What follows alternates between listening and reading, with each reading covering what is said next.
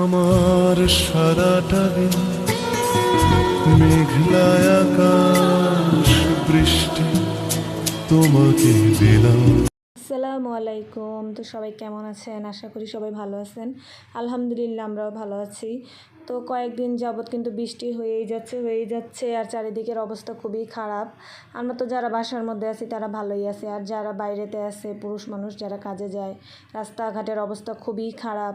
তারপর অনেক অঞ্চলেও বন্যার পরিস্থিতি খুবই খারাপ। তো তাদের জন্য সবাই দোয়া করব যেন তারা খুব শীঘ্রই বন্যা থেকে উদ্ধার পায়, ভালো থাকে, আল্লাহ যেন তাদের ভালো রাখে বন্যার মধ্যেও।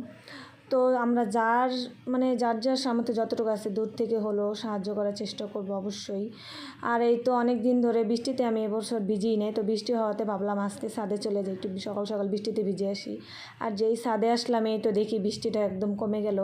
আমি বুঝছি না, এখন তো মনে করেন প্রায় এই বৃষ্টি হচ্ছে বেশি, এই আবার ঝিরিঝিরি বৃষ্টি হচ্ছে। জানি না, আল্লাহ ভালো জানে এই বৃষ্টি কবে কমবে। এই তো আমি বৃষ্টিতে ভিজছিলাম আর এই তো ছাদের আরেক পাশে চলে আসলাম দেখতে যে আমার একটা ঝুড়িতে আমি মাটি দিয়ে কলমি শাক লাগিয়েছিলাম, তো দেখবো গাছগুলো কেমন আছে। তো এই তো আমি কাছেই চলে আসছি, এখানে অনেকগুলো ঘাস হয়েছিল আর এই তো আমি দেখলাম যে এসে আমার ঝুড়ির যে কলমি শাক গাছগুলো ছিল কারা যেন এই সব গাছগুলো উঠিয়ে ফেলছিল। তো আমি আবার দেখে তাড়াতাড়ি বুনে দিলাম। আর এখান থেকে কিন্তু আমি অনেকবার কলমি শাক খাওয়া হয়েছে, এই জন্য এগুলো এখন আর শাক নেই। তো নতুন করে বৃষ্টিতে ভিজলে আবার সুন্দর বৃষ্টির পানিতে শাকগুলো কিন্তু হয়ে যাবে সুন্দর করে, হলে আমি আপনাদের সাথে আবার শেয়ার করব। আর আমার ভয়েসে কিন্তু অনেক বাজে, তো কেউ কিন্তু কিছু মনে না করে দেখেন, অবশ্যই আমাকে সাপোর্ট করবেন আশা করি। নতুন তো এই জন্য হয়তো একটু এরকম হয়ে যায়, আস্তে আস্তে ঠিক হয়ে যাবে ইনশাল্লাহ। আর এই তো ইলুবিলু আমার সাথে আসছিল বৃষ্টিতে ভিজতে, কিন্তু আমি তো ওকে বৃষ্টিতে ভিজতে দিব না, এই জন্য ছাতা ধরিয়ে দিছে আর সে রাগ করছে। আর তো আমি তো বৃষ্টিতে ভিজে ঘরে আসছি, তারপর দেখি বারান্দা দিয়ে আবার তো ধুমছে বৃষ্টি নামবে, আকাশ অনেক মেঘে গেছিল। আর এই সালমানের বাবা নাস্তা কিনে দিয়ে গেছিলো, সামিয়াকে বলছিলাম নাস্তাগুলো রেডি করে নিতে। এখানে পরোটা আর ভাজি ছিল। তো এখন নাস্তা খাবো, নাস্তা খেয়ে তারপরে রান্নাবান্নার কাজে চলে যাব। সামিয়া সবগুলো সুন্দর করে প্রতিদিন কিন্তু সামিয়া এইভাবে নাস্তাটা রেডি করে। আমি যতদিন ধরে অসুস্থ আছি ততদিন সামিয়া আমাকে সব কাজে হেল্প করে। ও খুবই ভালো, আমাকে সব কাজে এরকম হেল্প করতে থাকে, আমার বলতেও হয় না। এই তো এখন আমরা নাস্তাগুলো খেয়ে নেব। ছেলে মেয়েকে নিয়ে ওর বাবা বাইরে নাস্তা খাবে, আমরা ঘরেই খাবো, আমাদের এই জন্য কিনে দিয়ে বাজারে চলে গেছে। বাজারে সবজি আনতে গেছে। অনেক দিন ধরে সবজি তেমন একটা নাই, আনা হয় না, অল্প অল্প করে আনা হয়। তো আজকে গেছে যে একবারে নিয়ে এসে দেখি কী কী পাই। বৃষ্টিতে তো বাজারে খুবই ভোগান্তি হয়, সব কিছুর দাম বেড়ে যায়।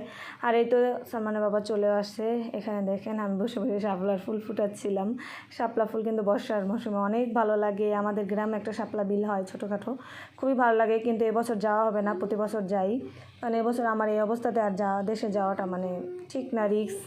জার্নি করা আমার জন্য খুবই রিস্কের ব্যাপার, তাই আর যাবো না। একবার তো যেয়ে আসছি কোরবানিদের পর, এখন হয়তো সামিয়া যেতে পারে। তো গেলে আপনাদের সাথে আমি আমাদের গ্রামের ভিডিও শেয়ার করব, যতটুকু পারি চেষ্টা করব। এই তো এখানে ওর বাবা লাউ শাক, শাপলা ডাঁটা, একটা লাউ নিয়ে আসছে, আর এখানে আজকে সালাতের জন্য টমেটো আর শসা নিয়ে আসছিলো। তারপরে এই তো আমি সবগুলো শাক আর শাপলা ডাঁটা কুটে বেছে সুন্দর করে পরিষ্কার করে নিয়েছি আলাদা করে। আর এখানে আমি লাউয়ের ডগাগুলো সামনের আগাগুলো সব সুন্দর করে আলাদা করে রেখেছি, ওগুলো আমি পরে মাছ দিয়ে রান্না করে খাবো। আর সবগুলো এখন আমি কিন্তু সুন্দর করে পলি করে ফ্রিজে রাখবো। আজকে তো আর রান্না করব না, এই জন্য সবগুলো পলি করে রাখবো, যাতে প্রতিদিন একটা একটা করে যখন যেটা লাগে ওইটা রান্না করে নিতে পারি। এভাবে যদি একবারে করে রাখেন তাহলে কিন্তু সুবিধা। তবে যাদের কোনো সমস্যা নেই, যাদের হাজব্যান্ডরা দেরি করে কাজে যায় বা বাসায় থাকে, তারা কিন্তু প্রতিদিনই সবজি আনতে পারে, টাটকা টাটকা এনে খেতে পারে। আমরা কিন্তু প্রতিদিন পারি না, কারণ আমি বাজারে যাই না, আমি কোনো দিনই বাজারে যাইনি, আজ পর্যন্ত হয়তো কেউ বিশ্বাস করবেন না। তারপর আমি এগুলো সুন্দর করে গুছিয়ে রেখেই তো রান্নাঘরে চলে আসলাম। আজকে মুরগির মাংস রান্না করছিলাম, তো খিচুড়ি রান্না করবো, এই জন্য ব্রয়লার মুরগি রান্না করছিলাম। খিচুড়ির সাথে কিন্তু গরুর মাংস খুবই ভালো লাগে, কিন্তু আমাদের ঘরের সবার অ্যালার্জির প্রবলেম হয়ে গেছে, স্ক্যাবিসের। এখন তো ঘরে ঘরে এগুলো হচ্ছে, জানি না আল্লাহ কবে মাফ করবে। অনেক ওষুধপত্র খাওয়ার পরেও তারপর ভালো হচ্ছে না, শ্যাম্পু সাবান ইউজ করার পরেও স্ক্যাবিসের জন্য। আর এই তো আমার মাংসটা রান্না শেষ। আরেকদিকে আমি শুটকিটা বুনা করে নেব। এই তো আমি আজকে চাপা শুটকিও বুনা করব। চাপা শুটকি বুনা বলতে এটা একটা বাগার ভর্তা, এটা তেলের মধ্যে সব কিছু একসাথে ব্লেন্ড করে, যেমন শুকনা মরিচ, পেঁয়াজ রসুন আর শুটকি চাপা শুটকি একসাথে ব্লেন্ড করে তারপর তেলে ভেজে নিলে হবে। আমি কিন্তু তেল দিয়েছিলাম, বোঝা যাচ্ছিল না।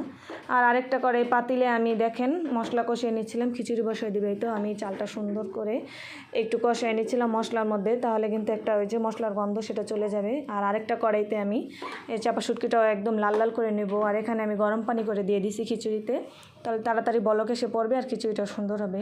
আজকে আমি ভুনা খিচুড়ি রান্না করব। আর দেখেন এই তো আমার চাপা শুটকিটা কী সুন্দরভাবে লাল হয়ে গেছে। এই ভর্তাটা কারা কারা করেন কমেন্টে বলবেন। শুটকিটা কিন্তু খেতে অনেক মজা হয়। আমি বাটিতে উঠিয়ে নিছি, দেখেন এখানে তো পুরোপুরি লালটা বোঝা যাচ্ছে না, কেমন কালো কালো লাগছিল।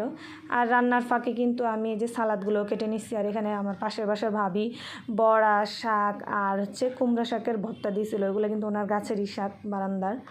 আর এই তো আমি সালাদটা এখন মেখে নিব, কারণ সবাই কিন্তু এখন খেতে বসবে একটু পরেই। এই তো আমি একটা শুকনো মরিচ পুড়ে তারপরে একটু লেবুর রস চিপে একটা সস, তারপর হচ্ছে টেস্টি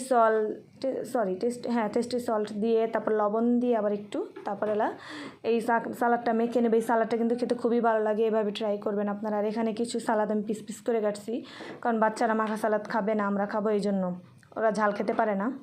এই তো আমার খিচুড়িটা হয়ে গেছে, মাশাআল্লাহ খিচুড়িটা কিন্তু অনেক সুন্দর হয়েছিল আর খেতেও কিন্তু অনেক মজা হয়েছিল। আমি যখন ভয়েস দিয়েছিলাম তখন কিন্তু আবার আমার খেতে ইচ্ছে করছিল, কিন্তু খিচুড়ি কি আর প্রতিদিন খেতে ভালো লাগে বলেন? খাওয়া যায় না, ভালোও লাগে না, বাচ্চারাও খেতে চায় না, ওদের পেটে সমস্যা হয় খিচুড়ি একটু বেশি খেলে। তারপরে এই তো আপনাদের সাথে একটা ড্রেস শেয়ার করে, এটা আমার মেয়ে ইলহামের জন্য আমি বানিয়েছি। আমি কিন্তু সেলাই কাজ পারি মেশিনের, কিন্তু এখন আমি মেশিনে বসতে পারি না, বসতে পারবো না আরও কয়েক মাসের মধ্যে। তো এটা আমি একটা আন্টিকে দিয়ে বানিয়ে আনছিলাম। আর এই হাতের কাজ করা এখন কিন্তু এই ড্রেসগুলো খুবই ভাইরাল ফেসবুকে। এই ড্রেসটা আমি নিজের হাতে কাজ করেছি আমার মেয়ের জন্য, সুতার কাজগুলা। তো একদিন ওকে পরিয়ে আপনাদের সাথে শেয়ার করব যে ড্রেসটা কেমন হয়েছে বা ওকে কেমন লাগছে, সুন্দর করে ভিডিও করে তারপর শেয়ার করবো। সবাই বলবেন ড্রেসটা কেমন হয়েছে।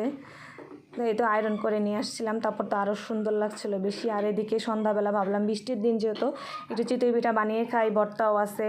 আর এদিকে মুড়ি ভর্তা খাচ্ছিলাম, ওই যে পাশের ভাবি মুড়ি ভর্তাটা দিয়েছিল আমাদের। তো সামিয়া আমি ইলহাম তিনজনে মিলে খাচ্ছিলাম। সালমান ছিল না, বাইরে গেছে, ওর বাবাও ছিল না। এই তো আমি কিন্তু চিতই পিঠা বানাতে পারি না, তারপর ট্রাই করব। আর ওই যে চিতই পিঠা বানানোর যে সাজ ওটাও আমার কাছে নাই, আমার কাছে একটা দইয়ের খোড়া ছিল, আমি ওটার মধ্যে আজকে ট্রাই করব। এখানে আমি একটু তেল দিয়ে সুন্দর করে আগে খোড়াটা করে নিলাম, মুছে নিলাম যাতে নিচে লেগে না যায়। তারপরে এই তো আমি দিচ্ছিলাম, ট্রাই করছিলাম, বিসমিল্লাহ বলে দিলাম, দেখি কেমন হয়। আর আপনাদের সাথে কিন্তু আমি শেয়ার করতেছি যে বলবেন যে আমার পিঠাটা আসলে কেমন হয়েছে।